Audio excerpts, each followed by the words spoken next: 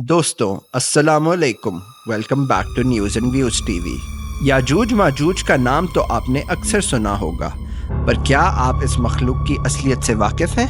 याजूज माजूज एक ऐसी कौम है जिसका जिक्र अक्सर इल्हामी किताबों में पाया गया है और इनके शर से पनाह मांगी गई है। हज़रत ज़ुल्करनैन ने इस कौम को एक दीवार बनाकर दुनिया की दूसरी तरफ कर दिया। इस कौम का जिक्र कुरान करीम के अंदर सूरह कहफ में भी किया गया है। रोज़े क़यामत से पहले याजूज माजूज इस दीवार को तोड़ने में कामयाब हो जाएंगे और हमारी दुनिया पर हमला आवर हो जाएंगे।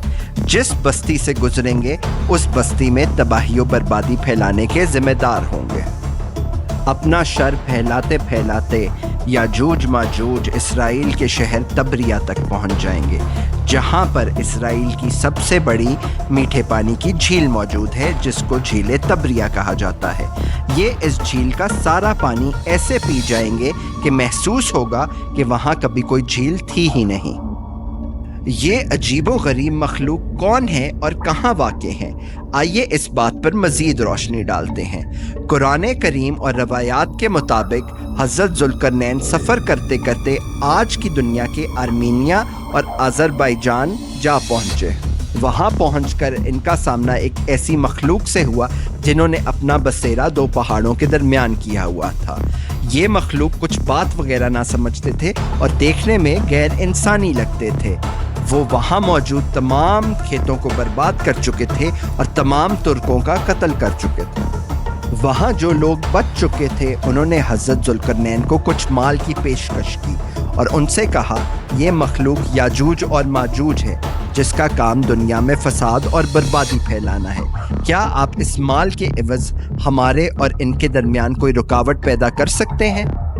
इस पेशकश के जवाब में हज़रत ज़ुल्करनैन ने वहाँ के मुकीम लोगों से कहा कि आपकी मदद से मैं एक ऐसी दीवार बना सकता हूँ जो आपके और इस शैतानी मखलूक के दरमियान एक रुकावट का काम करेगी।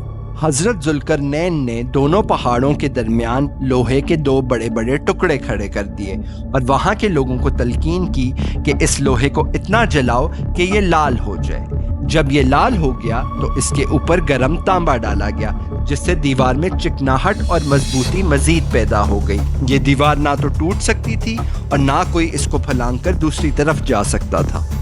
रवायात के मुताबिक याजूज माजूज रोज़ इस दीवार को तोड़ने की कोशिश में लगे रहते हैं और जब थोड़ी सी दीवार रह जाती है और सूरज गरूब होने का वक्त होता है तो इनका सरदार इनको वापसी का हुक्म देता है और कहता है बाकी काम कल करेंगे। लेकिन जब वो कल वापस आते हैं तो ये दीवार कहीं ज़्यादा मजबूत और ऊंची हो चुकी होती है। जब इस मखलूक के खरूज का वक्त आएगा तब भी ये इस दीवार में सुराख करने में मसरूफ़ होंगे, लेकिन शाम को सूरज गरूब होने से पहले इनका सरदार बोलेगा कि हम ये काम कल जारी रखेंगे इंशाअल्लाह। उसने आज से पहले ये लफ्ज़ कभी ना बोला होगा।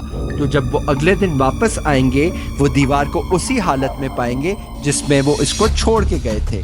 तो ये पुरजोश होके बाकी दीवार का हिस्सा भी तोड़ गिराएंगे और हमारी दुनिया से जा मिलेंगे। जहाँ से गुजरेंगे याजूज माजूज तबाही और बर्बादी फैलाते हुए जाएंगे और बहरे तबरिया पहुंचकर वहाँ का तमाम पानी ख़त्म कर देंगे। बहरे तबरिया का जिक्र तौरात और इंजील में भी किया गया है और ये एक ऐसी झील है जिसके किनारे हज़रत ईसा अपना अक्सर वक्त गुजारते थे। अपनी दहशत और तबाही फैलाते फैलाते याजूज माजूज बैतुल मुक़द्दस तक जा पहुँचेंगे और वहाँ पर ये ऐलान करेंगे कि हम ज़मीन पर तो काबिज़ हो चुके हैं और हम अब आसमान पर भी कब्ज़ा करेंगे और ये बहुत सारे तीर आसमान की तरफ चलाएंगे जो खून आलूदा होकर ज़मीन की तरफ वापस आएंगे, जिससे पूरी दुनिया में दहशत और खौफ तारी हो जाएगा। याजूज माजूज का खरूज ज़हूर मेहदी और हज़रत ईसा की वापसी के बाद होगा। तब तक हज़रत ईसा दुनिया में वापस आ चुके होंगे और दज्जाल का कत्ल हो चुका होगा। इस मखलूक के खरूज की एक बड़ी अलामत बहरे तबरिया के पानी का तेज़ी से कम होना है।